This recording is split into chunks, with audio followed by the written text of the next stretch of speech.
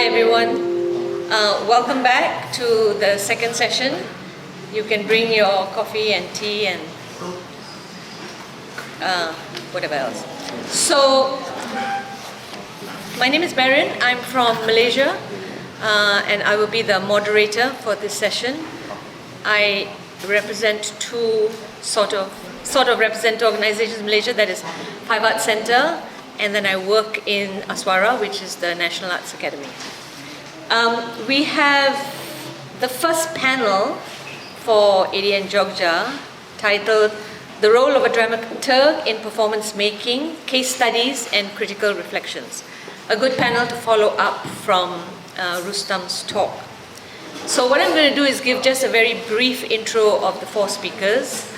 And then each speaker will present for about 15 minutes max. So speakers, please look at Yan Ling, who will be at the back doing timekeeping, giving you the 3 minutes. And then we'll have time for Q&A.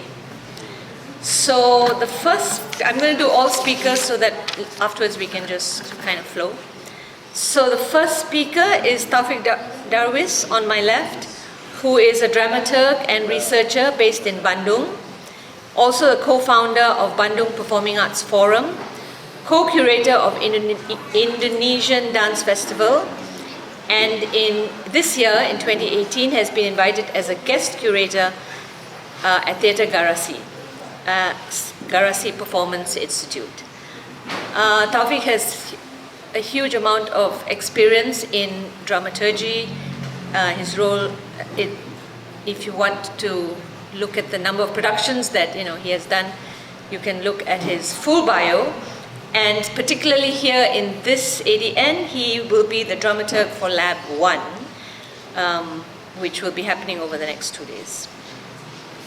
The second speaker is CHARLENE Rajendran, who refuses to give me her bio, so therefore I shall speak off the cuff. I have known CHARLENE since she was 15 years old. CHARLENE is performer, educator, director, dramaturg, works in the National Institute of Education in the National Technology University in Singapore, and I would like to say began her career in the arts as a child performer at the age of 15. For which she received a rave review from none other than the nation's most prolific critic, Christian Jit, who has since passed away. And the biggest tragedy of CHARLENE's life is that CHARLENE is a Malaysian who now lives and works in Singapore. And for me personally, that is a huge tragedy. Our next speaker is KEI, who's sitting over there, KEI SAITO, performing arts administrator and producer. And in 2006, he helped set up Bird Theatre Company and Bird Theatre, where he managed the venue, performances, festivals, and international projects. He left the company in 2016. He's also a board member for the Open Network for Performing Arts Management, ONPAM. And in this Jogja ADN, he will be the critical respondent for Lab 1. And finally, How Ngian, who actually nobody needs an introduction, everybody knows How Ngian, also refuses to give me his bio, whom I've also known for a long time. How Ngian is producer, director, performer, dramaturg, and what I would call How Ngian is a connector. I think How Ngian connects people and projects. Over the last 3 months, he is doing 3 back-to-back projects. Jejak Tabi in July here in Jogja, ADN, and then Jejak Tabi in Kuala Lumpur. And there is also a tragedy about How Ngian, also a Malaysian who has left the country and now lives in Australia. but still does projects in this part of the world, thank goodness. And I think the other tragedy for How Ngean is that How Ngean is actually a brilliant performer. So I think enough of all this How Ngean, go back to performance. Okay, so those are our 4 speakers, and we shall start with Taufik. Sorry, I just need to... Cannot. I am the moderator here. Okay, please, Okay. can I have one? I just want to flag up, I'm so sorry, but that Taufik will actually be presenting his paper in Bahasa Indonesia. I now need some help from teman-teman Indonesia. If those who have problems with Bahasa Indonesia, I think if some of you can help to translate, if you want to sit around our Indonesian friends, can we, Pashali, could you be one of them, just in case? I think we're also trying to get translation over there. So, yeah, we'll just keep it a bit casual. If you need to move to someone who can help you to understand what Taufik is speaking about, please go ahead. To English, whoever, just around you, let's just make this casual and simple. But there will be also text, translated text happening right there, so do not worry, Okay, thank you, sorry.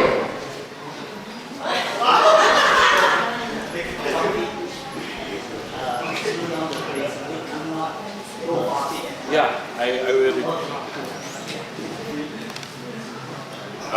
Baik, terima kasih ADN telah mengundang saya untuk terlibat di ADN Lab hari ini, dan untuk terima kasih juga karena sudah mengundang BPAF untuk menjadi seniman yang akan terlibat juga 3 hari ke depan di lab. Oke.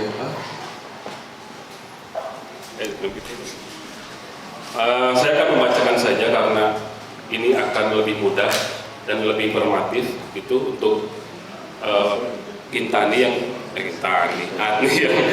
menerjemahkan per saya. Sebelumnya saya akan lebih coba untuk menotkan diri secara tidak langsung pada presentasi terakhir saya di Simposium ADN di TPM 2008 tahun ini untuk membicarakan perspektif saya atas peran sebagai dramaturg melalui studi kasus As Project yang sedang dikerjakan dan untuk juga dilibatkan di lab ADN. Pada presentasi ini melalui presentasi itu melalui proyek peringatan, saya menjelaskan bagaimana sejak terbentuk 2 tahun yang lalu BPAF secara mendasar bekerja bersama untuk menemukan dan menghubungkan mata rantai seni pertunjukan dengan lingkungan sosial yang tengah berlangsung. Keputusan ini diambil karena kami perlu menemukan titik pijat kesadaran untuk mengembangkan diri di dalam sistem jaringan dan interaktivitas di antara sejarah pengetahuan seni pertunjukan dan sejarah publik. Pertanyaan kemudian bagi kami adalah, apa perbedaan menjadi warga seni dan warga negara? Pertanyaan tersebut kemudian mengantarkan kami pada serangkaian penggeseran pengungkapan dari setiap uji coba memilih titik-titik subjektivitas kami dalam menyapa kelompok sosial lain.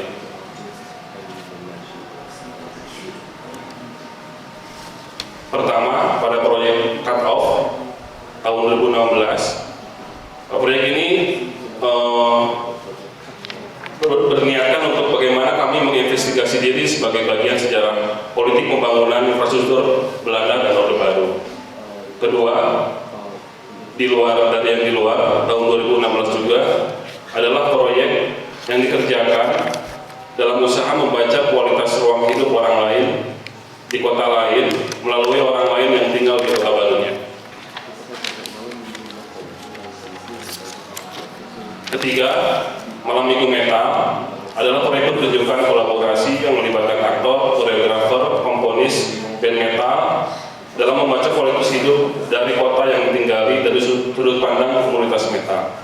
Keempat, Memberi Ingatan adalah proyek teater berbasis penelitian atas penonton teater modern di Bandung pada tahun 97 sampai 2009. Dan tentu saja hal ini menagih kami untuk secara simultan mengidentifikasi metode dalam proses penciptaan pertunjukan yang berbeda-beda.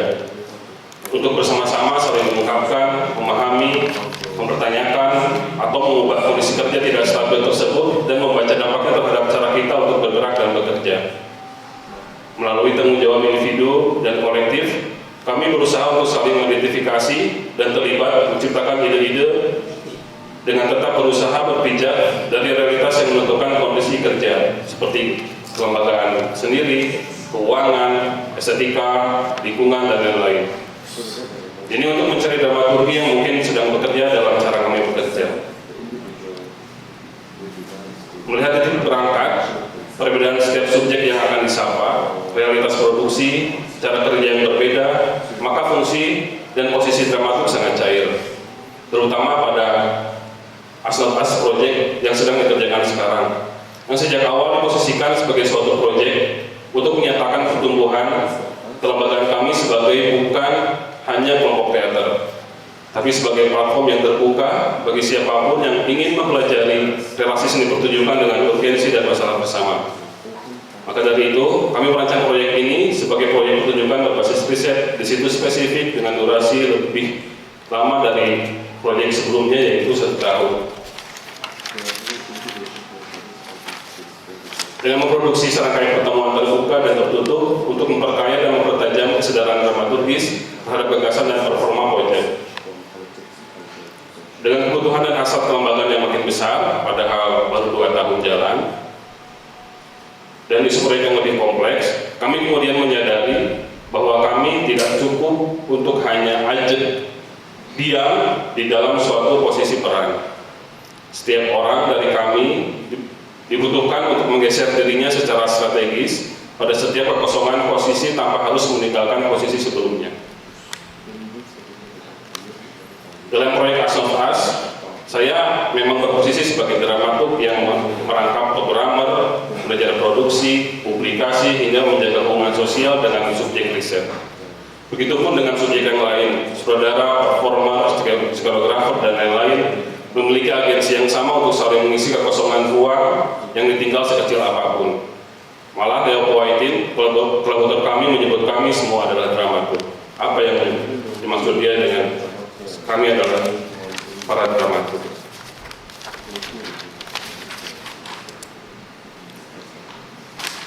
Oke.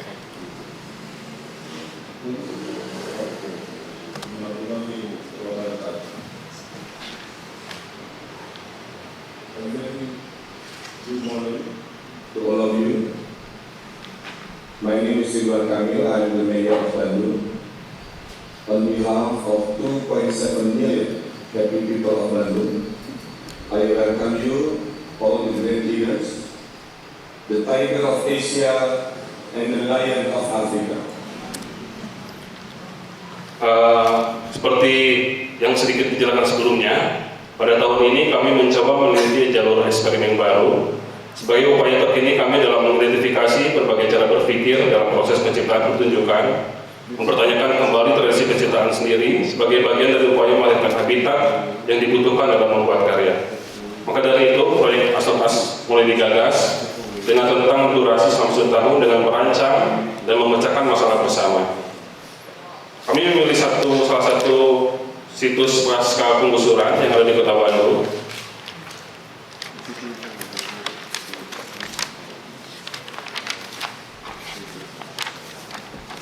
Sebagai teropong utama kami untuk melanjutkan menjawab pertanyaan awal kami ketika membentuk BPAF. Apa bedanya jadi warga seni dan warga negara? Lalu ditambah dengan ketika di sekeliling kita sudah sedang dan akan terjadi penggusuran suatu kelompok sosial lain dengan mengatasnamakan kepentingan indeks kebahagiaan warga kota. Indeks kebahagiaan warga merupakan standar baru dalam mengukur kemajuan dan kesuksesan pembangunan suatu wilayah. Yang salah satunya diukur berkat sokongan fasilitas publik berupa existing taman-taman kota yang begitu agresif dan masif dibangun dan direvitalisasi. Dampak dari ekonomi politik ini adalah bagaimana tergusurnya warga dari rumahnya sendiri, terutama warga-warga yang bertempat tinggal di kawasan kampung kota dengan alasan kumuh dan ilegal. Untuk mempertajam perspektif ini, kami kemudian mengadakan kelas diskusi publik, yaitu mementaskan kampung kota pada bulan Mei 2008.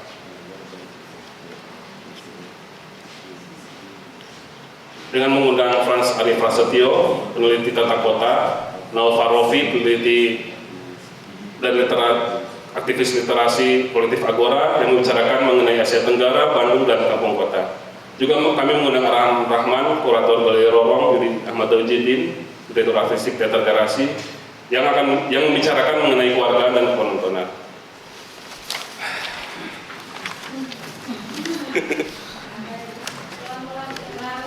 Pelan-pelan ya. Dari kelas ini kami memiliki pembesaran pemahaman tentang bagaimana situasi penggusuran beroperasi dan bagaimana tatapan tersebut bekerja dalam gagasan mementaskan kampung kota. Bukan hanya tentang bagaimana kota dipentaskan, tetapi bagaimana juga kota pun memiliki kode-kode performatifnya sendiri. Dari diskusi ini, kami kemudian bergeser memilih lokasi pasca penggusuran, yaitu salah satu rusunawa bernama Raja Cili.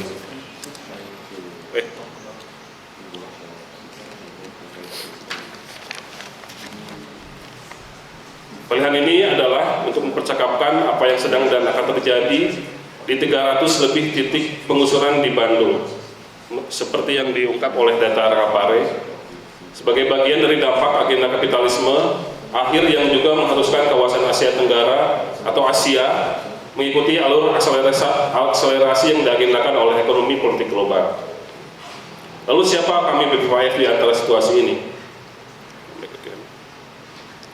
Kami adalah seniman yang di antara kami ada yang tidak memiliki rumah, ingin memiliki rumah, pendatang, warga ilegal yang tidak mempunyai sertifikat tanah, mempunyai keluarga yang tinggal di kampung kota, bertempat tinggal di titik rencana penggusuran, pencari lubang tikus ekonomi penghasilan, kelas menengah ke bawah, pernah merasakan pengusiran dari rumah sendiri, belum mempunyai kepastian hunian, kehilangan rumah karena dampak krisis moneter, dan membutuhkan rumah. Mei akhir kemudian kami memulai untuk masuk dan melakukan riset di situs spesifik Rusunawa Ranca Cili dengan bekal pertanyaan. Bagaimana warga yang mengalami penggusuran atas nama indeks kebahagiaan kota merumuskan ulang ingatan tentang kediaman, membangun kebahagiaan, membetahkan dan mengungkapkan diri, bertahan dengan keputusannya di dalam situasi yang kami anggap belum terpetakan di dalam narasi besar kota. Di tengah-tengah riset di lokasi spesifik, kami kemudian mendapatkan jawaban-jawaban sementara yang kami olah sebagai bahan untuk tabungan adegan di lab tertutup atau di studio. Di tengah-tengah observasi awal, saya memiliki kesepakatan untuk berkolaborasi dengan Leo Poitin atau PT dari Malaysia yang saya bertemu dengannya sebelumnya di ADN Symposium TPM kemarin. PT akan menjadi kurator teks kami. Momen ini kemudian menjadi penting bagi kami untuk memperdalam dan mempertajam praktik riset artistik kami di dan dari situs spesifik. Maka di bulan Agustus kemarin, kamu mempertemukan PT dengan Aliansa Haniago dan Nevi Mariani dalam satu lab terbuka bernama Alih Pindah. Diskusi dan lokakarya spesifik performance. Diskusi dan lokakarya ini bersifat wajib bagi seniman BPAF. Diskusi dan lokakarya sifatnya wajib karena untuk mendorong supaya kami dapat mendapatkan tulang punggung dalam bergegas atau beranjak membuat karya dengan situs yang nyata. Untuk membutuhkan ide dan metode dalam mengolah kenyataan yang ada di lapangan dalam tegangan antara ruang publik dan ruang seni. Dari lokakarya ini kami menghasilkan beberapa karya performance individual yang menjadi modus tersendiri bagi proyek As Not Us.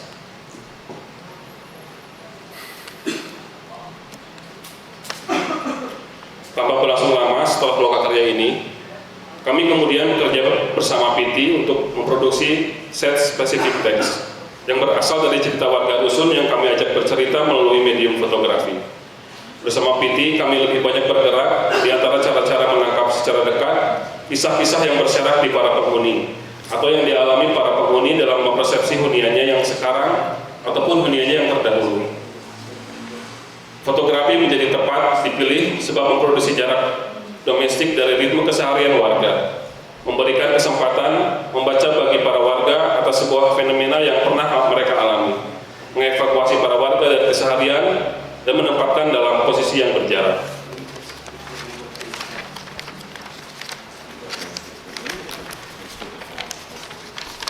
Lalu apa yang menyebabkan mereka berbeda dengan kami? Warga hunian Pacacili bukan seniman, mereka mengalami penggusuran, mereka tinggal di rumah rusun,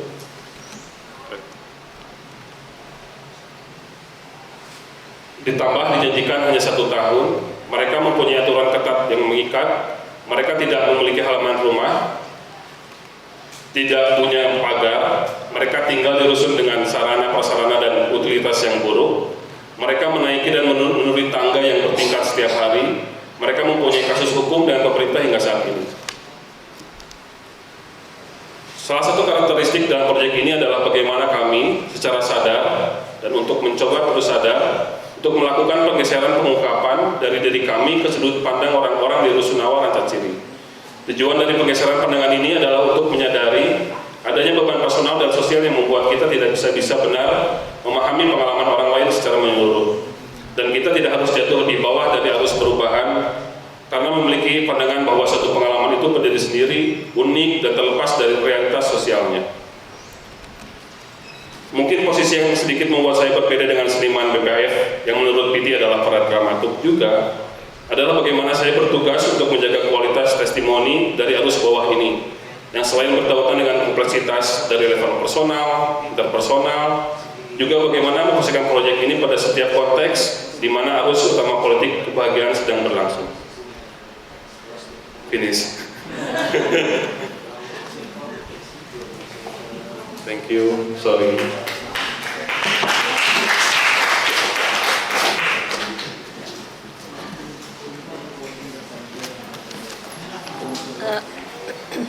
Thank you, Taufik. Yeah, some fascinating points about following up actually from Rustam's talk about context, community mapping, and the relationship between artist and citizen, which is interesting because it's different in bahasa. It's apa ya, warga seni dan warga seni dan warga negara. So the translation is tricky because warga seni is an arts person and warga negara is a national person. So so that I think is fascinating. And I mean that line on 2.7 million happy people in Bandung. So happy index. I think the business of happy index, I guess, anybody who has been to Bhutan, apparently when you land in the airport in Bhutan, the happy index is up there. What is the happy index? So some fascinating points on Taufik's work. So next we have CHARLENE who will present. Thank you, CHARLENE. Thank you very much, Darren. I'm going to talk about this idea of the dramaturg as a listener. I don't know why this is transiting on its own, but anyway, maybe I'll just let it play and not worry about it so that it goes on its own and I'm not going to worry about it, okay? So I didn't know Rustam was going to kind of lead towards listening, but that's something that I've been thinking about for a while, particularly in relation to my work in a project called Both Sides Now. And I think that nowadays we tend to do a lot of watching and not enough listening. We've become a very visual-oriented species, and our hearing is not as strong, in part because we've lost many aspects of an oral culture that we once had, when information was spread by telling and listening more than writing and reading. And I'm not advocating for returning to that era, but I do think maybe one of the reasons why a dramaturg is gaining value today is because of our role as a critical listener, a pendengar kritikal mungkin, who will make the effort to listen very acutely, openly, and receptively, to try and rebalance the tilt towards the visual. And when this listening occurs, it's not just to people, but to spaces, to sounds, to movements, ideas, energies, and so on and so forth. So it's an open and deep listening, which involves the whole body and the whole being, which is what Rustam was talking about earlier. And this is something that a French philosopher, Jean-Luc Nancy, has talked about in a small book called Listening, where he makes the distinction between two French words, entendre, which is more listening for signification, like a specific meaning, and écoute, which allows for resonance, like a vibration. And in the translation of his book, écoute, it's just listening in the English language, but there is this distinction in French, which I don't speak, so I don't know the full nuance of it. But basically, he points us to the idea that when we listen, we are listening for sensuous, embodied meaning, which is particularly important in the arts and performance making, where we're not just involved in a specific kind of meaning, but layers of understanding, layers of sensing, layers of suggestion and association, layers of play and ritual, layers of communication and implication. So this project, Both Sides Now, and you'll see some slides that show you the iteration in phase 2, because phase 3, the public dimension, is just beginning next week, is an interdisciplinary engaged arts project that deals with the issues of death and dying in Singapore. And I've been dramaturg since its first inception in 2013, which has meant that we are learning about the project and I'm learning about being dramaturg in the project. The project occurs in many different public spaces, and the intent is to start conversations about end-of-life issues with people who are otherwise reluctant to do so. So this gives you an idea of the kind of setup. It's out in the open where people live rather than in a theatre space. And in Chinese majority Singapore, death is generally taboo. You don't talk about it. In fact, it's bad luck. Yet, this is an aging society. It's also highly urban, which means that many older people are living on their own and they are estranged from their families. So this question of how to deal with end of life is becoming more urgent. So Both Sides Now draws on arts-based processes, which are sometimes installations, films, performances, to get these conversations started. The purpose is to increase awareness of the different kinds of options that are available for aging, for terminal illness, and even just social welfare support, because not everybody is even aware of what is available. Whether it's enough or not is another question. But also how to express your anxiety about death and dying, illness, pain, fractured relationships. The project is not to prescribe how to die well. It's not a campaign, and in Singapore there are many, many, many campaigns which tell you how to do things. And it's not a movement that says if you believe this, you will die well, okay, which is another kind of process. It's really to make a kind of playful space, and this is what I mean by playful. It's not flippant, but it really is a space where you use your imagination, but there's obviously a dimension of truth to it. And a safe space where you come with your family, you come with your friends, you come and you are in your own home context to engage with these questions and hopefully understand and tell people stories about things that concern you. So the first thing about having these conversations is the importance of listening. And the artistic director, Kok Heng Luan, articulated in his proposal for the third phase that this is Kok Heng Luan who's holding the mic at an intervention for Forum Theatre. So I just want to come to a particular slide. Interesting how this is, yeah.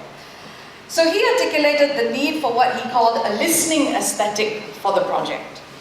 And in Heng Luan's view, the city has become, quote, focused on being alive such that we hide everything that may suggest the opposite, not being alive.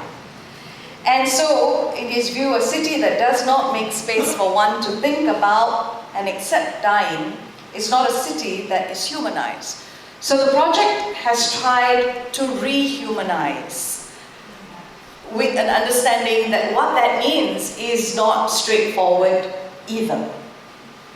But in another sense, what Heng Luan's idea of a listening aesthetic suggests is that the city has become tone deaf. It's not completely deaf to the sounds of end of life. And so for dialogue to work around this topic of end of life, it is, I've lost my space now.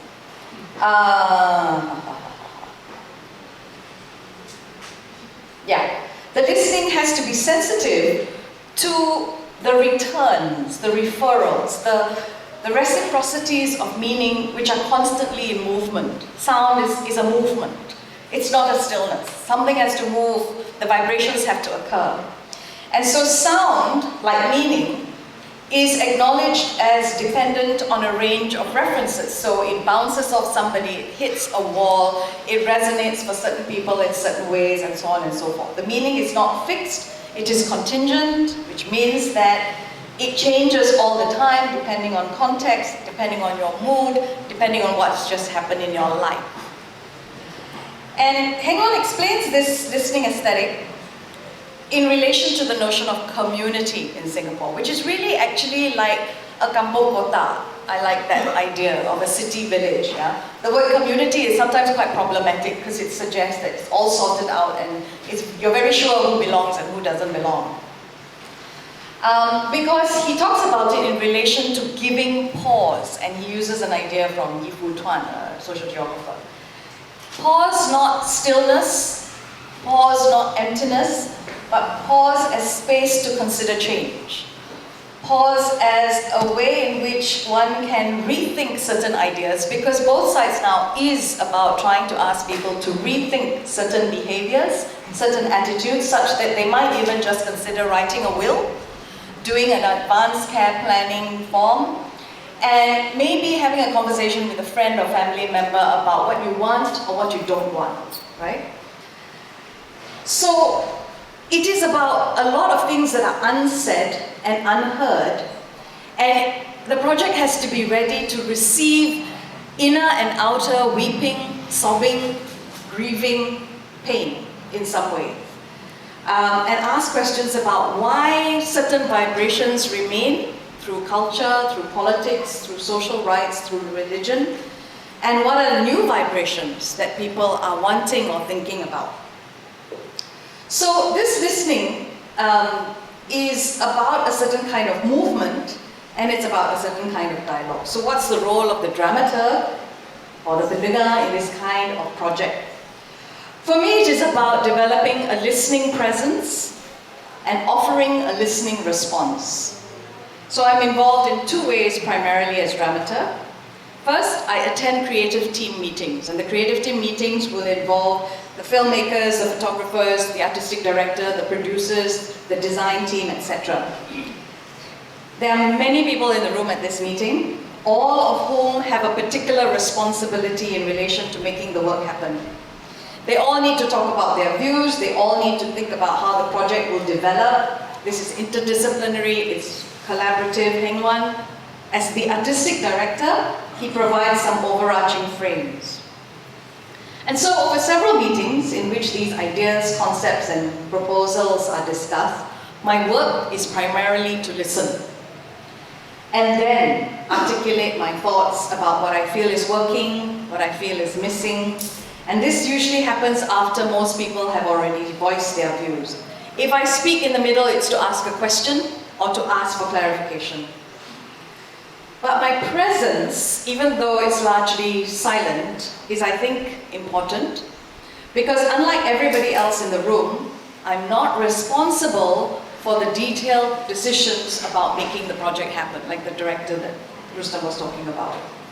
I am there to deepen and thicken the conversation, which means I'm there to look at the micro and the macro, and everything in between, so the liminal space again. Now the artistic director is doing this as well, and Heng Luan is himself a dramaturg for other projects sometimes and does a lot of dramaturgy. But he has to make choices about what to do in the project, and that's a different role. My choices are mainly what to say and what to not say. Where do I sit in the room? What do I give emphasis to?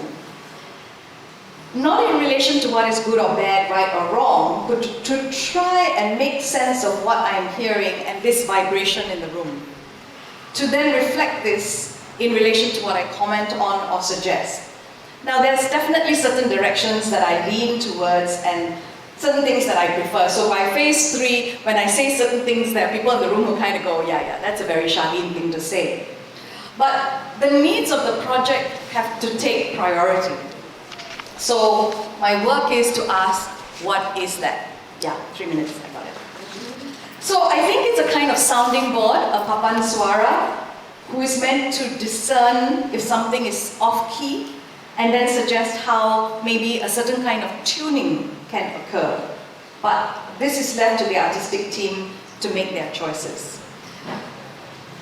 I think the role of this listening dramaturg is to wait and see or wait and hear. Wait and listen rather than wait and see. Very briefly, the other role is to attend rehearsals and respond to scripts when there are performance elements like forum theatre or verbatim theatre elements that have been used in both sides now. And this year we have a new form that is being invented by the team. The work is called Last Dance, and Mary's actually helped us with one important aspect of it. So here I am more of a critical responder in the more known sense of the word, dramaturg, but because this work is all about unfinished works that are completely dependent on the audience to complete the work, I have to try and listen as imagined audience. And then when the audience actually come in, sometimes the work gets changed further. So I'm responding in a way and listening to what is there and what is not there. What is supposed to be there and what might be there which we don't necessarily want to be there. And sometimes I don't know what to do. Sometimes there is a need to actually say, okay, I really think, I'm not sure what to say here, but because it's collaborative work, I can say what I need to say, what I think I need to say, and know that somebody else will say something else, which then builds. So in a collaborative process, the work of the dramaturg relies and builds on what other people are saying, but also in a certain kind of conscious way. This is something that is alluded to in one of the slides by Peter Zendi. We make other people aware of their listening presence as well, and how each member of the collaborative team is listening to each other. So it's something that I am keen to think about, because in relation to issues of death and dying, silence is very potent. And very often it is bursting with the unspeakable and what cannot be explained. But simply listening, even if you don't say anything in response, is crucial to the comfort and consolation and perhaps changed action afterwards. Thank you.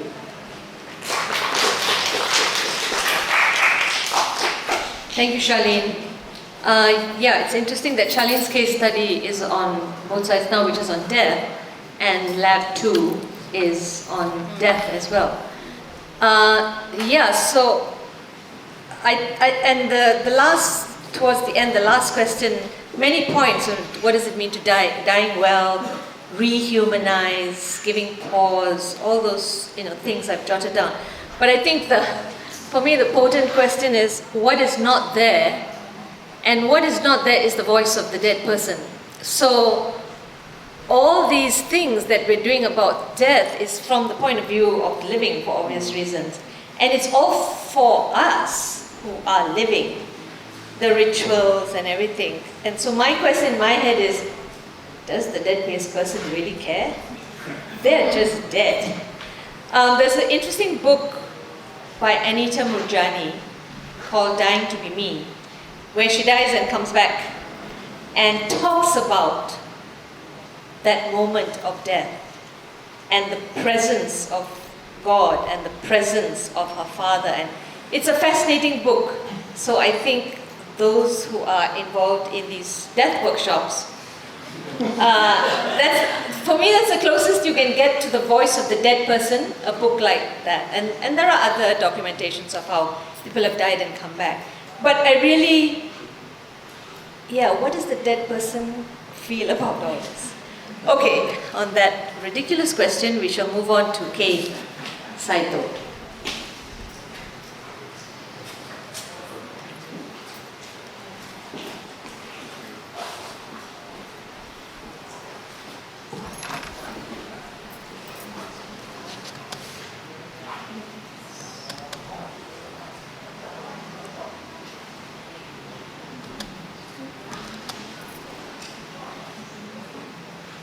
Let's go into the goals. Yeah. Hello, my name is KEI SAITO. I'm a freelance producer from Japan, and actually this is my second time speaking in a ADN session. I was at the satellite meeting in Yokohama this February in TPA, and what I'm going to speak now partially overlap with the presentation in February, but with more focus on individual cases. And also, I'm currently staying in Edinburgh, in Scotland, for 1 year, doing my placement scheme at a theatre called Traverse Theatre, which has a mission to promote new writing in Scotland. And I would like to add some observation that I gained from my staying in Edinburgh. First, I would like to tell you a little bit about myself. Tokyo is where I was born and raised and started my working career in theatre. However, with the theatre company that I was a member of, I moved to this place called Tottori in 2006, which is on the western part of Japan. It's a prefecture with the least population in Japan. The company was named Bird Theatre Company, which also ran a theatre space, a bird theatre, an old kindergarten building, and a school gymnasium, which turned into a theatre space in a small town called Shikano. The company also ran an annual Performing Arts Festival, which happened mostly in September. And having worked for the company for more than 10 years, I left the company at the end of 2016 and became freelance and continued to live in Tottori. And then I moved to Edinburgh at the end of March this year. I'll just show you some more pictures about Bird Theatre in Shikano. So in the previous picture, the roof with the red roof was the school gymnasium, and it has been refurbished as a theatre, and it has now a brown and a little bit more proper building. Okay, so Bird Theatre Company, as a company, created performances mostly based on text, existing plays and text, including some of the Western classics. It was a very much a director-led creation process, and as a producer, I was rarely involved in it, in the process. And I guess, in a way, I placed myself slightly distant from all the creation process of the company in order to establish my unique position as a producer within the company, within the group. The discovery of dramaturgy, for me, although in a subtle way, came from the presence of the audience. What was most successful in Bird Theatre Company in its first 10 years was in building a relationship with the audience. Many of the company members, including myself, came from outside Tottori, the region, but we lived there and based ourselves in that region. And as a professional of theatre, but also as a resident of the community as well. And Bird Theatre has become a place where the local audience would come and suspend their life, daily life, to experience something that's different from their daily life. And we got to a point, I think, where we could consider almost everyone living in Tottori. The number will be approximately 600,000 people. It's not a huge region. That they were all potentially our audience, even though they have not yet put their foot in our theatre, not yet. Normally the audience would only see the works by Bird Theatre Company, but during the festival time, they would see other works by other artists or other companies or coming from other regions in Japan or from other countries.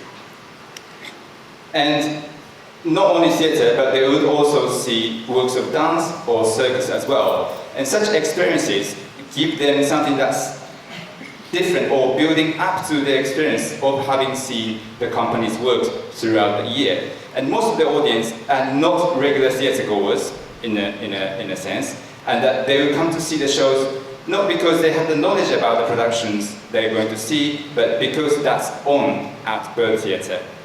And through this encounter of the audience, meeting a different kinds of work to the ones that they've already known, I felt there is a sense of dramaturgy.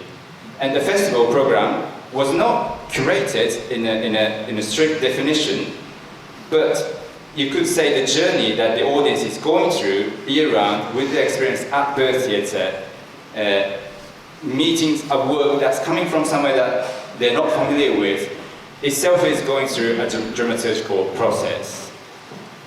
And in the year 2017, after I became freelance, I had a number of opportunities to work in different venues and also festivals across Japan.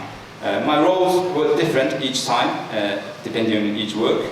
But I became more aware of the dramaturgy and the roles of dramaturgs in creation.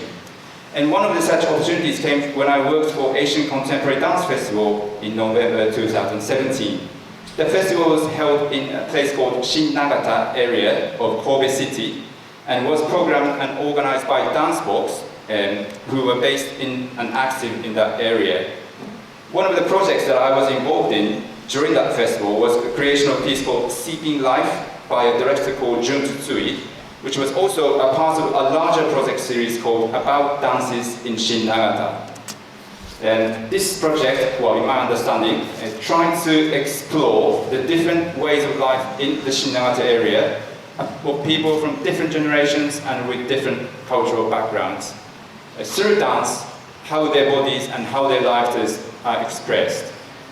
This particular performance focused on the lives of Koreans living in Shin-Nagata area and trying to recreate on stage the ritual called chesa, which is conducted to calm the spirits of those family members who have passed away.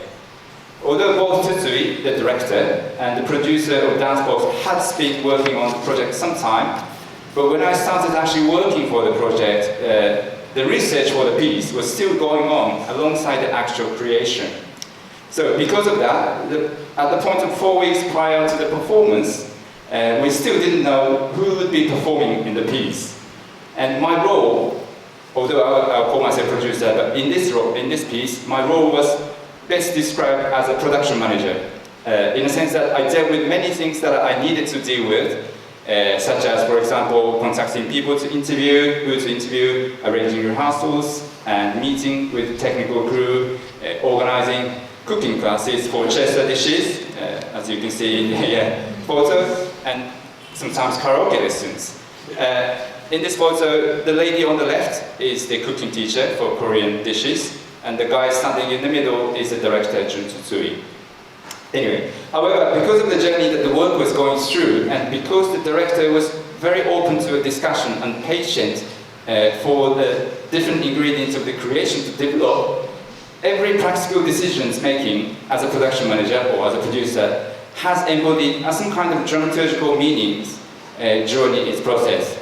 So deciding who to meet for interview could affect who would be actually performing in the piece and therefore the structure of the work itself. And also making choices about what props to use, for example, could lead to the question of cultural authenticity. So, as one particular example, regarding these props, we had a bit of issue getting hold of what we call the real dishes and bowls that could be used for chesa. And we were told that those real ones were very expensive and to buy, or even if you to rent.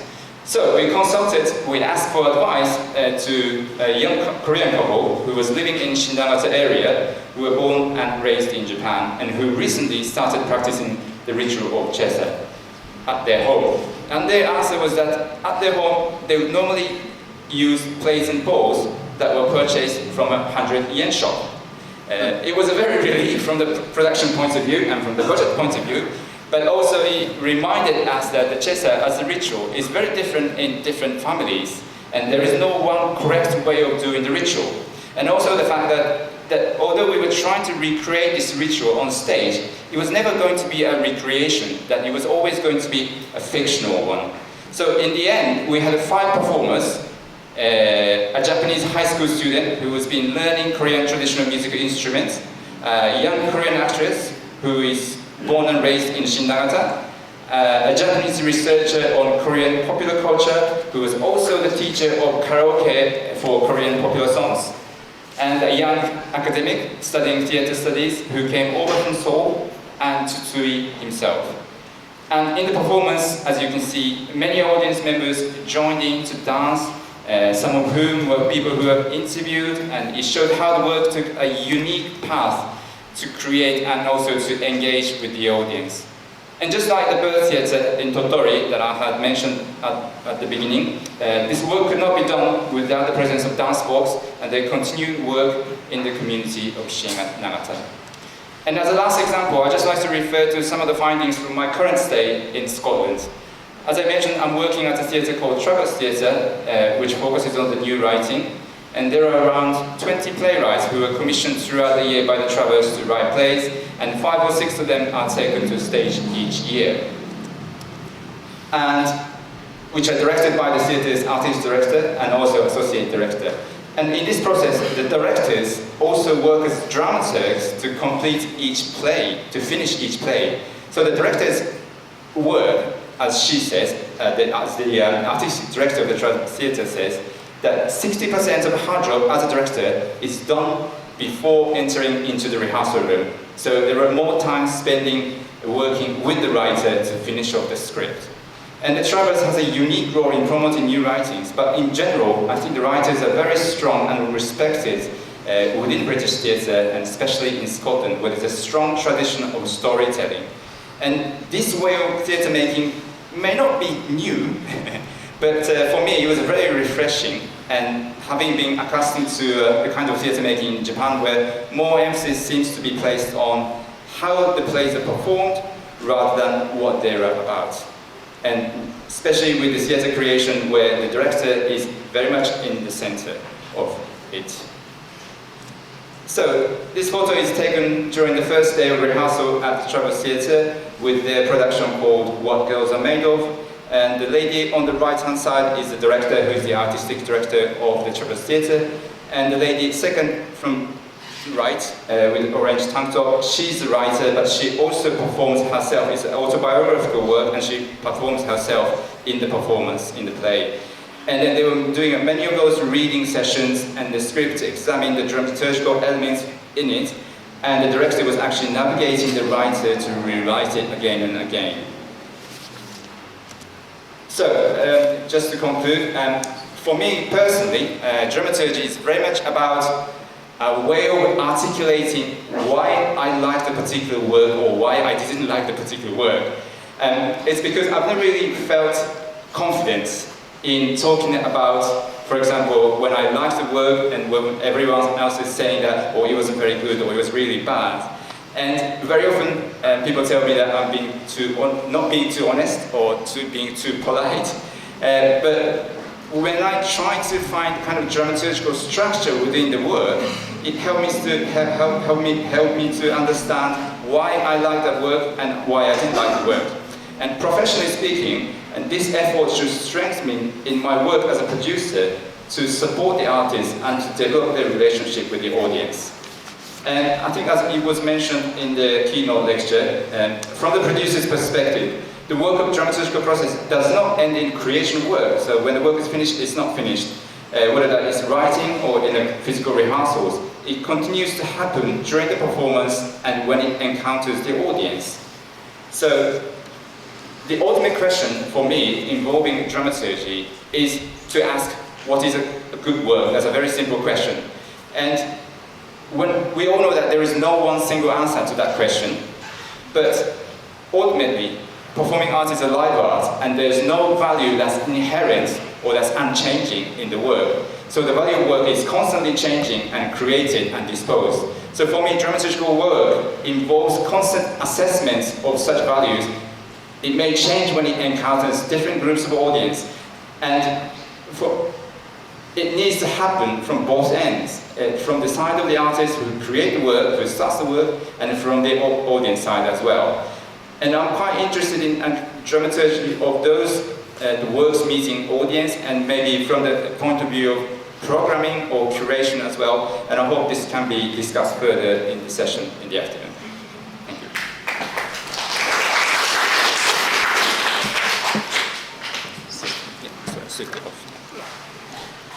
Thank you very much, Kei. It's interesting that 3 presentations so far have highlighted the audience, or the role of the audience. I think that intersection of the 3 presentations highlighting the audience is interesting for me. And I think the example you gave about the reenactment of a fictionalization of a Korean ritual in Kobe is quite fascinating in terms of inter and intra-cultural dialogue that's happening. And the Kobe Contemporary Dance, Asia Contemporary Dance Festival is really quite a fascinating one that has gone on for 4 rounds, I think, right? Yeah. And your last question, what is a good work, is not a simple question at all. That is the most impossible question. So, over to Hong Yan with that note. Thank you. Thank you so much, Marian and the rest. I'm actually going to just flash a series of slides and some of the things that I have collected over the years in terms of what people are saying about dramaturgy and the dramaturg. I fell into the role of a dramaturg by accident in 2009 when Esplanade was launching a platform for young choreographers. And what happened was that through the recommendation and introduction by actually Fuquen, Tang Fuquen, some of you might know him. Fuquen recommended that I should perhaps dramaturg with this particular young choreographer. I actually did not know what I was doing at that time. And having said that, it's 2018. I'm still struggling to understand what I'm doing. I have clear ideas sometimes, and sometimes I don't. The clear ideas come when I am working on the particular project, and I do believe that for a lot of us, the role of the dramaturg is definitely one that has to be experienced, because there are lots of theories, concepts, philosophies behind the term dramaturgy, and there are even more theories and concepts behind the term the dramaturg. One of the most enlightening, this mic keeps going on and off. Yeah. Should we try something else? Yeah, sorry. Try this. In our first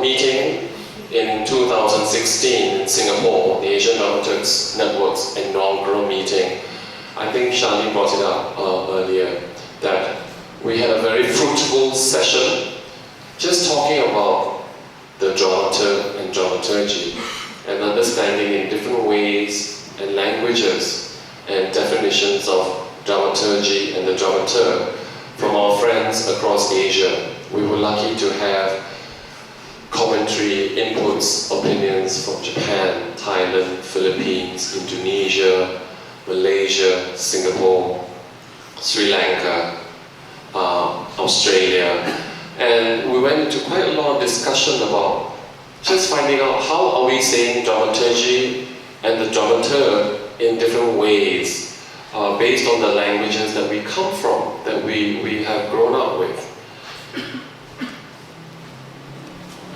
One of the most enlightening one came from Heliminati from Indonesia. She actually used 2 words, and I'm picking out on one now, pengganggu. Another earlier word that she has actually used, pendamping, was formulated actually in one of the projects that she was doing with Kelola. And it was also on trying to develop and nurture, to have a platform for young choreographers. With Anna Kusuma, who's the director of Kelola, they realized that there is a need for a dramaturg. There is a need to actually look at dramaturgy with new creations from these choreographers. I think this is an anecdote, this is my recollection of what Hedy told me, and it was supported by Amna, whom I met recently. that the word pendamping, which means to be a friend, to be next to you, to be side by side, actually, dumping being the root word of side by side. They chose that word because it connotated something more neutral, something not too heavy, because then they were struggling with the term of mentor that had all the baggage of hierarchy, authority, dictators. But what happened was then Henny thought that perhaps the word pendamping was a little too passive, a little too soft, and then they moved on to the word pengganggu, which was explained as disturber, interventionist, interlocutor. And we really liked it at the symposium because here the mengganggu, the intervention, the disturbance, was always meant in a productive manner. It is playful. As Rostam rightly said just now, humor plays a large part in the way we practice art, where we, and even in culture. But what was more important also is that then the idea of this intervention having, for me, a critical basis. It must contain criticality, criticism. And that was what I have been trying to, in a way, think about dramaturgy and the role of the dramaturg. In my own formation, there were a few ways of looking at it, and it's nothing new also, because it is from, I would say, just getting information from books everywhere. And these are some of the things I do believe in also, that the dramaturg is your first audience. But this first audience, from the dramaturg's point of view, is an informed audience that has the care of criticality for the performance. The dramaturg gives feedback and commentary that is important to the work. But by having a dramaturg, one person, I feel that the benefit is that this criticality becomes consistent. There is someone to help watch over, if you like, jaga the work. And that is from my own practice again. The dramaturg is someone who looks at the big picture. Again, we are all just completely stating everything from Rostam. The idea of dramaturgy from beginning to end, and the role of the dramaturg doesn't end with the end of the performance. It carries on post-performance. From the point of view of dramaturgy expanded from theatre, because I'm a dance dramaturg, I look at dramaturgy from other aspects other than written text. Gerak tubuh, the physical vocabulary, pola gerakan, or what we call in Malay even pola lantai. There is obviously still some kind of narrative that is always used, sometimes used in choreography. And then there is the larger concern for aesthetics of the performance, from lighting to sound to set, scenography. So what I want to do is now just to reflect on some of the ideas that some of my choreographers, people I've worked with, have come up with after they started working with me, or they have worked with me, on how they see the role of the dramaturg. I worked mostly in the last few years with Pichet Klunchun, contemporary Thai choreographer, and his base is always from a classical training in this Thai form called Kon, which is very closely, if you can imagine, has very strong similarities with some of the classical vocabulary and styles of your classical Indonesian dance dramas. For Pichet, he was telling me, and this was a quote taken from an article with Goethe Institute's Dance Connections, the dramaturg is the watcher who observes choreographer, and the work at the creation phase then gives feedback from the different perspectives. Comments from the dramaturg is important because it can help the choreographer get back to focusing on the right track. The dramaturg is the third eye for the choreographer. For him, when I started my work relationship with Pichet, the premise was very simple. He needed someone to talk to. He needed a sounding board. At that time, the first project that I did with him was back in 2013, where I was still unfamiliar with the correct or official terminologies of the dramaturg and dramaturgy. I was very, very, of course, excited to be working with someone like him, but at the same time, there was a lot of insecurity in me. I asked his producer, his manager, exactly what do you think Pichet needs from me? And Soji, the producer, said, he just needs someone to talk to. At that time, when he first said it, I was like, what? I cannot quite understand that, because I was coming in as an official title. It was the first time that I was commissioned and hired by the Esplanade Arts Center, who had commissioned Pichet for this new work. And there were contracts that were signed. My name was there. There was a little side funny story where even they had problems defining what my role is, but they had the title Esplanade Arts Center is employing Lim How Ngeen for the role of the dramaturg. Producers from Esplanade constantly called me and said, we have problems with your contract. We need to define it. That, I would say, has not been resolved till today. There are a few things that we'll put down there. I will not go into detail. But this is a reflection from Pichet after working with me the first time round. Obviously, it has gone on to deeper layers for the simple reason we have now worked on to our second project. But I would say with Pichet, because of his need to talk, we did a lot of that. And I stayed with him for 2 months of his creation process in his studio. We had the luxury of time, and I will not deny that we had the luxury of money. Esplanade paid me well, and they allowed me to have a deal where I can really function for those 2 months fully as dramaturg. It was a luxury. It's a luxury I do not take for granted, because I know it's not easy unless you come from Schaubühne, for instance, in Germany. Pichet, at that time, we were working on black and white, and he was very concerned with developing his vocabulary from classical to contemporary, and he said, I want you to look at the physical vocabulary. We did talk a lot about the narrative and the themes, but he said, I need someone to help me look into that. And thankfully, because of a little experience in performance, but with a lot of actually classes from Pichet himself, where actually I participated in his classes in the morning to understand the Thai classical movements, I could then sort of access into his rehearsals and what he was trying to create and experiment with the Thai classical form. But yet, the most useful thing for him was to keep talking to me.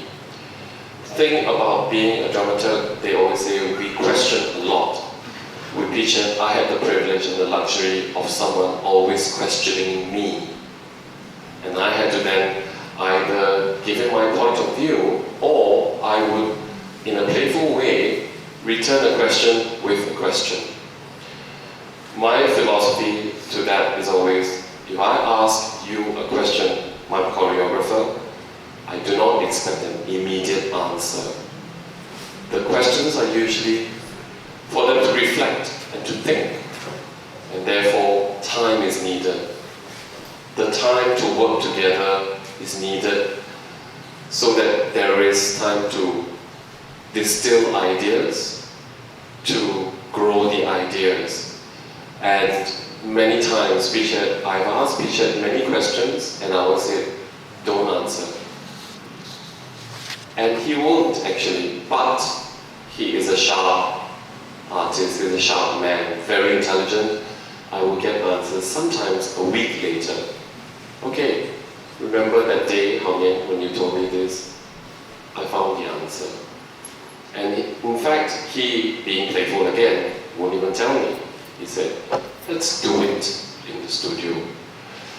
So my understanding of the dramaturg a lot of times was informed by the doing, me being in the studio watching, as what Charlene has already proposed, the idea of deep listening, the idea of just intently watching, positioning myself. I didn't even know all that, so thank you again, Charlene, for that. I'm just going to wrap up very quickly now, and I'm going to do it and show you another one. I've just started working with Supriyanto, who has also started a relationship with dramaturgs recently in all his works. And he has a different opinion, but also along the same lines, the idea of that the dramaturg as his partner, his artistic partner in the creation, who would really, that he can trust into considering feedback, critical feedback, into responses to the work they're doing, to the processes that's happening. He talks about how he will go into lengthy discussions about all areas and aspects of the particular performance or the creation that he's going into. And he covers it all actually, choreography, vocabulary, music, and scenography. So these are just some of my ideas that I'm still trying to formulate around how we can talk about the role of the dramaturg and what it means to do dramaturgy. Thank you.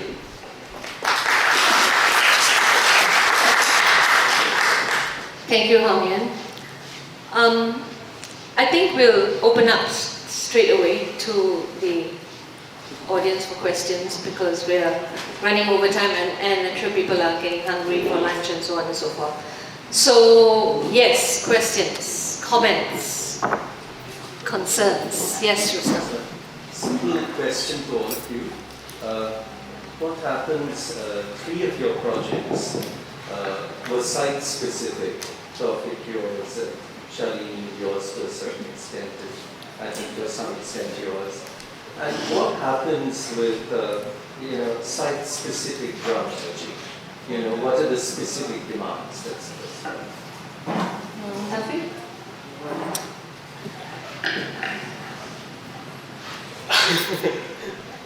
Harus ada gimana? Kita bisa bantu.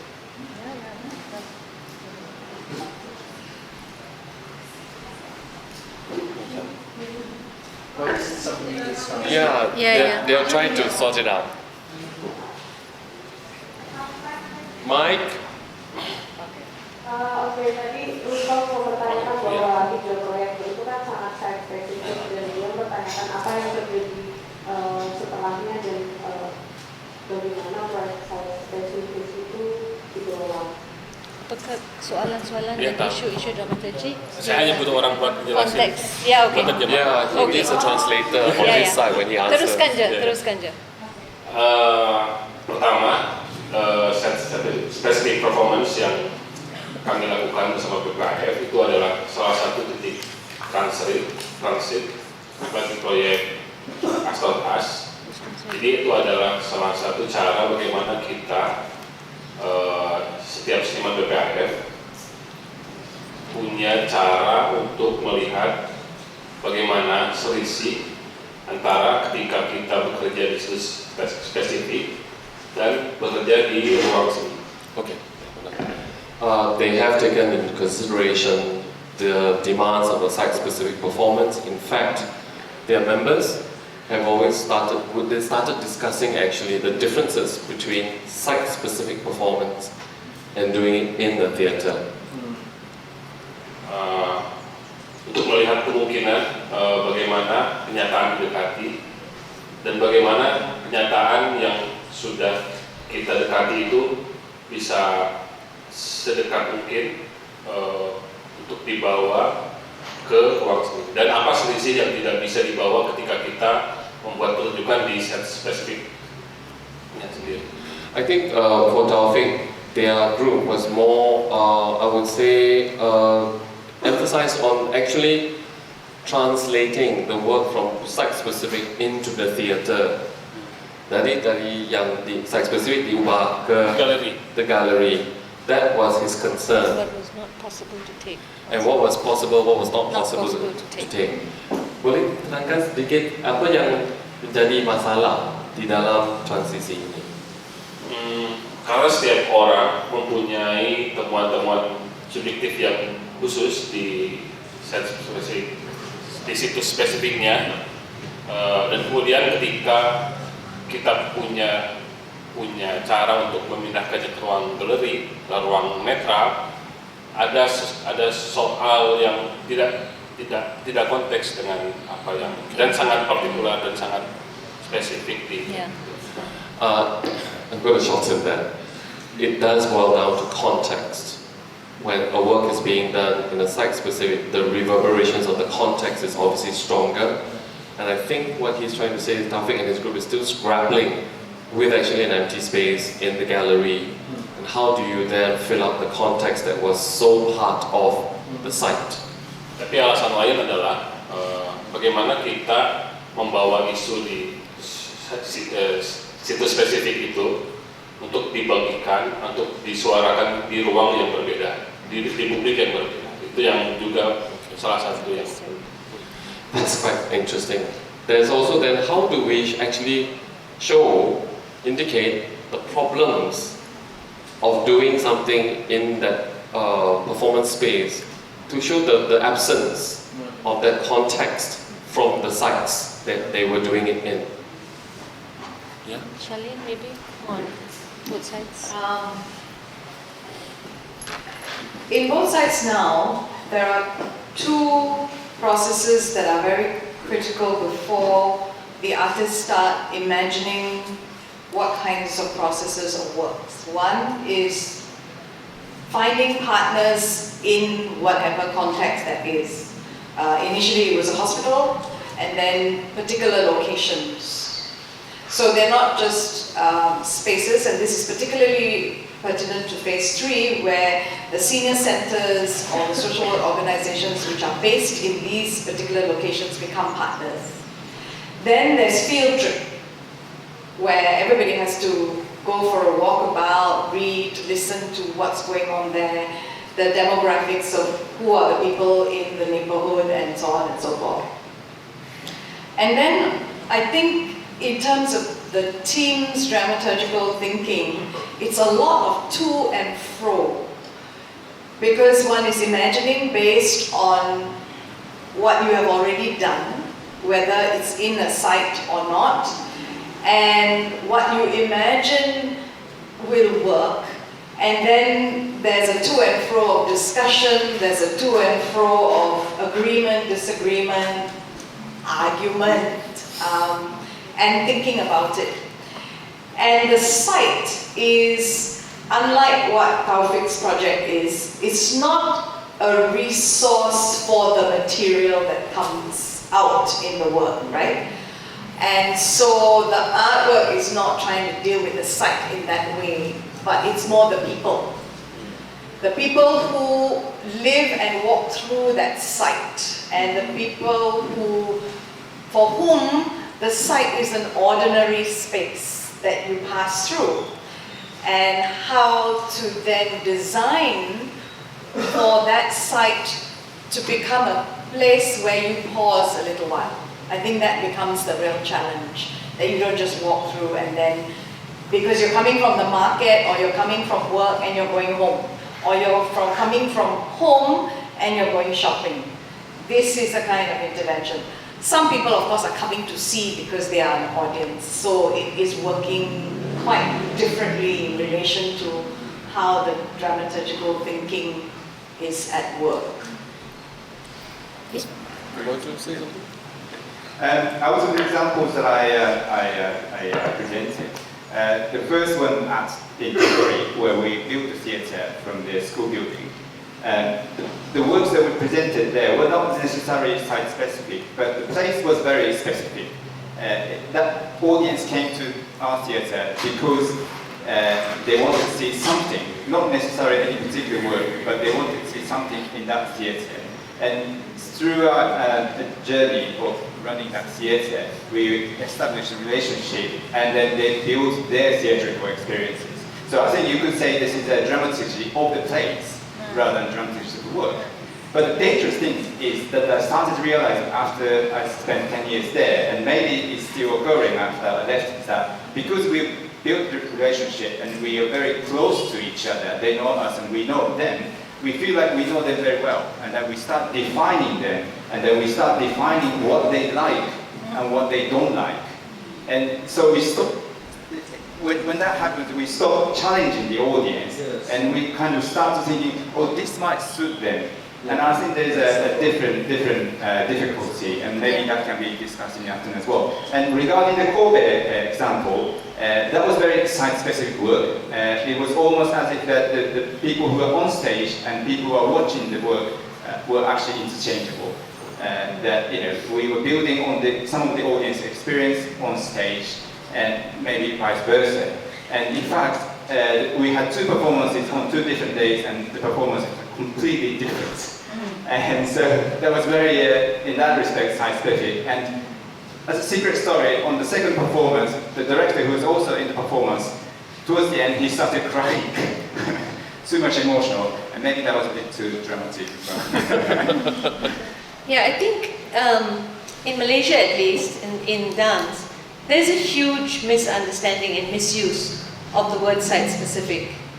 Choreographers and dancers rehearse in the studio, and then go and perform in the jungle, and do their granjetes in the jungle, and say it's a site-specific work, so I think both sides now, it's clearly not a site-specific work, and they're not saying it is, but I think it is taking the work to a site which is familiar and more a feeling of comfortable and home to the residents, and bringing the work. So it's bringing the work out into the community, into sites where the community feel more comfortable, hopefully, and then they can receive the work without that kind of antagonism or hierarchy, or I have to go to the theatre, I have to dress a particular way, I have to buy a ticket, and so on. So I think, I think we misuse the word a lot. Other questions? Yes.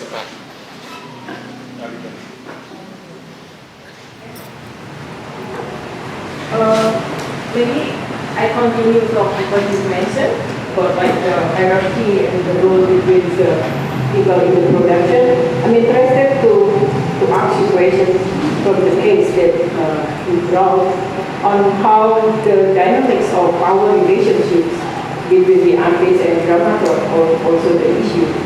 Because, for example, from the case that you mentioned about Pichet or Echo, for example, it's kind of like the ownership of the ideas and the work. It really belongs on the choreographer. Yes. So, have you ever felt like, for example, not really jealous, but you're not there, for example. Just like playing the devil's advocate. And because, for example, if I compare with my experience working as a curator, if I work with an artist and we produce like solo exhibitions, the name of the curator is still there.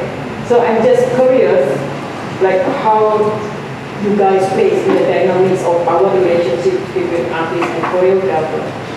Thank you. Who would like to I'll comment? start. Thank you. That's a very interesting question. And the short version is that I think Mary is already with her introduction of me being a performer. I've discovered that I'm a lazy performer, a lazy performance maker. I actually have no intention of making performance. I love the idea. Not only the idea, I love the process of making. I love the activity of performance making that goes into performance making. I love the process of it. I'm not exactly the person to come to talk about product. But at the same time, I understand, of course, there must be a performance, pertunjukan, persembahan. There is never a time when I think there is a sense of envy for that project that my name is not there, because then I think if anyone comes to that kind of thinking, very quickly, I would say, please do not become a dramaturg and please find ways to produce your own work. That's number one. Number two, it is not exactly true when you say that we are not accredited. It is in the program, our name is there. It is there, except that of course it's not as obvious or even prominent as say the curator for sure. But I think then you for me as a dramaturg, I do question myself, as in where do I position myself, as what Charlene said, not just physically, but mentally, intellectually in the work. A lot of us who have tried to help do dramaturgical work, one of the things that we always say is, we serve the work. We don't exactly serve the maker, it's the work.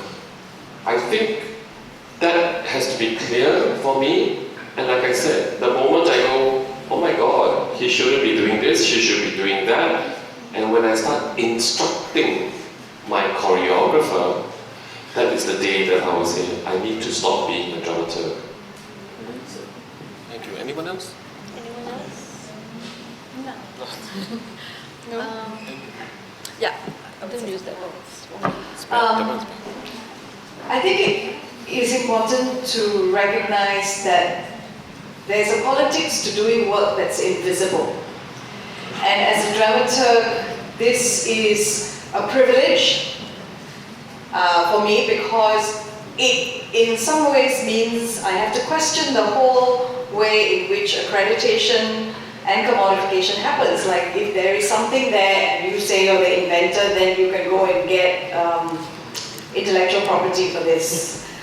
And that kind of process in a neoliberal kind of economic world is very, very detrimental to artistic work, which relies on openness and interaction.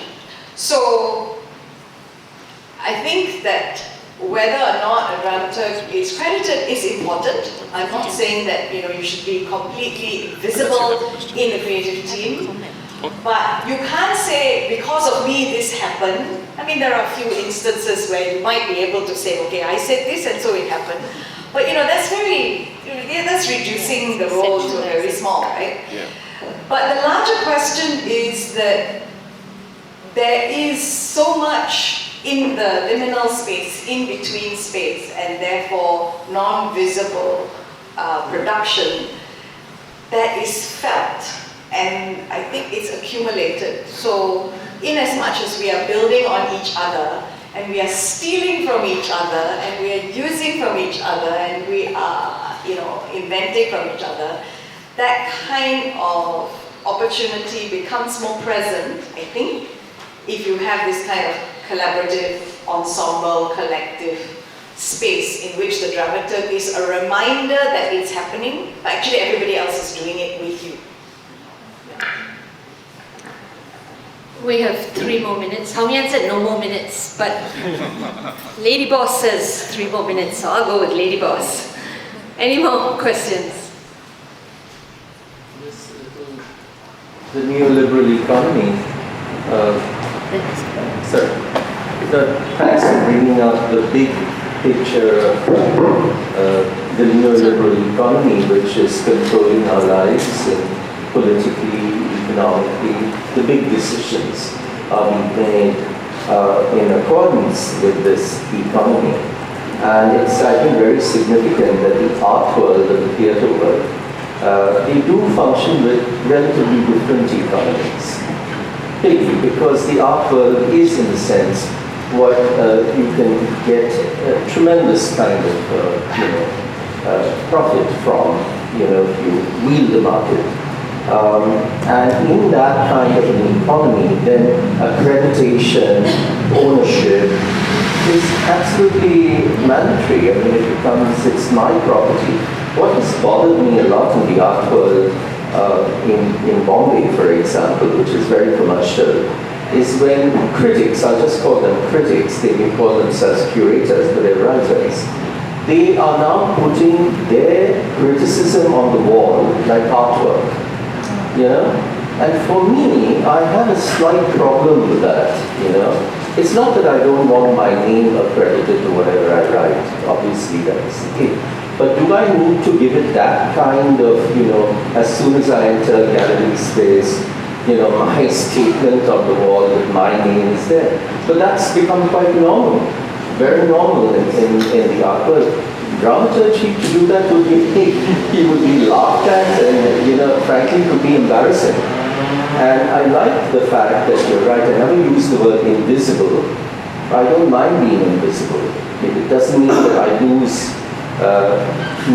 negotiation or questioning by being, I'd rather say being in between, you know, in that in-between position that I tried to point out earlier, that liminal position is a powerful position to be in, you know, and it's more fluid. And that's what I like about being a dramaturg. I'm in the middle, you know.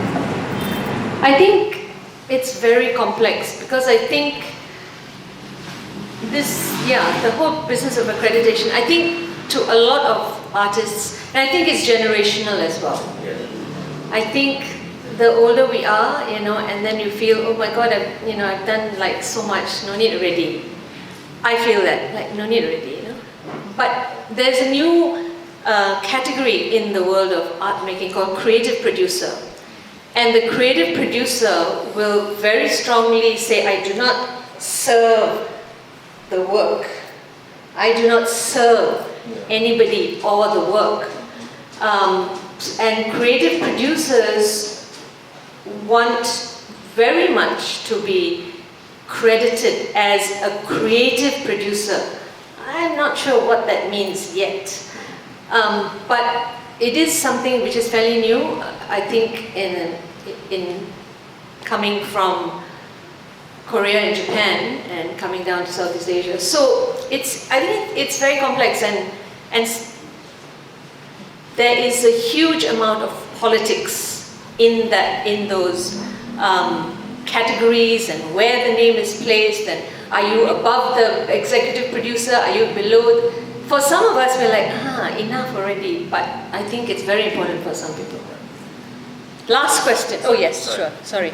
About this ownership, well, as one thing, creative producers is particularly common in Japan. Yes. I think it originated from the UK, and also it's slightly different from the producer in America, in commercial theatre, for example, Broadway, that you mentioned, who is at the top hierarchy, auditioning and selecting everyone. I think it's slightly different, that it's still trying to kind of mingle itself in a collective term.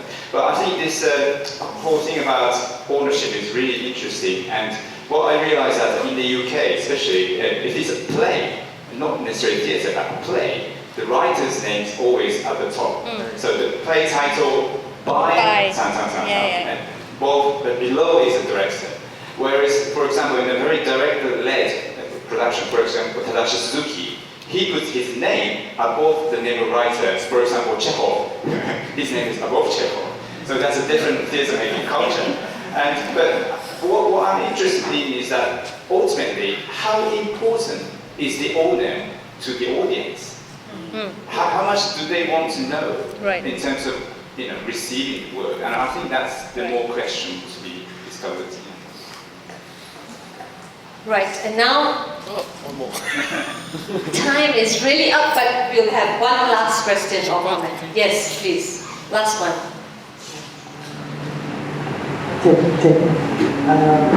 Saya Vicky, saya can speak in bahasa. Bagaimana saya tadi sedikit mendengar tentang proses kerja dramaturg. Salah satunya adalah kolektif, karena beberapa dramaturg berpihak kepada penonton, juga ada berpihak kepada pengkarya, dan juga pilihan terhadap karya. Bagaimana menegosiasi seluruh kepentingan ini menjadi sebuah sebuah program atau proyek, menegosiasikan kepentingan atau ide gagasan secara bersama. Okay, so let me translate that very quickly. Fikri is just talking about, we've been talking a lot about different ideas of what the dramaturg do, what does he do, what does she do. from looking at audience response to all the different kinds of decision-making elements that go into a performance with the director or the choreographer. I guess his question is the negotiation of what is important. What are the important questions that the dramaturg will have to face in the process of making the performance? Yeah, betul? Yeah, so that's the question. I think it's a good question to end on. Betul, yeah, because it's a it's a huge question, and it's a very complex answer, but mungkin akan ada beberapa jawapan kepada soalan itu petang ini dan dalam durasi 2-3 hari ini. So maybe we'll get some answers, I said, in the next few days. So terima kasih pada semua. Thank you very much for everyone. Thank you to the presenters. And